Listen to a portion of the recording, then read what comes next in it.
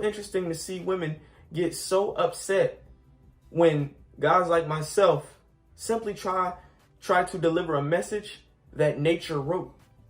And a lot of women will say, well, no, it's not the message, it's the delivery. But I've seen all too often that regardless of the delivery, I can patty cake it, sugarcoat it as much as I can. But the woman will still hear the offense in the message. You know, babe, you gaining a little weight. I'd be more attracted to you if you lose some weight. You're still beautiful, but my attraction kind of. All she gonna hear is the fact that you coming at her weight.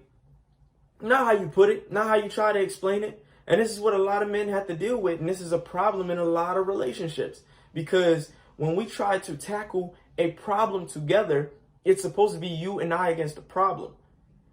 But as I'm delivering the message of what the problem is so that both of us can tackle it, so that we can resolve it, so that we can come to a conclusion, you start attacking me for stating what the problem is. Now I have to redirect your energy from me so that you don't see me as the offender, as the attacker, and I'm just trying to help. I'm on your side. Far too many men have to redirect women to help them understand that constructive criticism, trying to correct an inaccurate statement or an invalid perspective, is simply trying to help. We're trying to provide insight. And a lot of women get defensive with that. A lot of women become combative. They become stubborn because a lot of women think they know it all. Let's just face it. A lot of women think they know it all. And what they go off is emotional reasoning.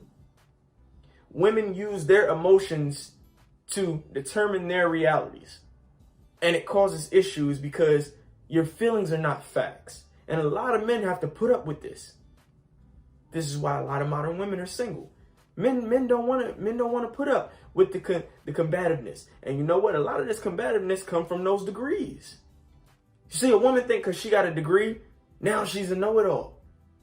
She think because she's making good money, she know-it-all. And men ain't looking for that. We don't need all that competitiveness, all that combativeness. At the end of the day, your perspective is still predicated on abstract, hypotheticals, outlying situations that when I ask you in reality, where does this occur at?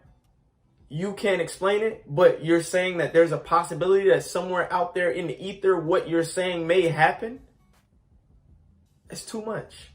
Women struggle with criticism. We're not calling y'all stupid. Actually, by trying to correct y'all, we actually think y'all are intelligent enough to understand what we're saying and reasonable enough to alter your perspective so that you can see things in a way that you didn't see them before. But instead, no, we end up in verbal warfare. And this is how women are. You see, men talk, we have conversations to establish dominance and to solve problems. Women, on the other hand, women like to talk because they like to share feelings. They like to grow closer. They use it as a form of intimacy. But it can be detrimental, especially when problems arise. Because as a guy, you're a problem solver. You see an issue, you want to correct it. This issue requires you to criticize a behavior that she's exhibiting, and she takes offense to it. She gets on the defensive, she gets triggered, and now you guys end up arguing. This is the number one problem with women in the modern day. They simply see men as the enemy, and they don't see correction as a form of love. But it is. Tough love still has the word love in it.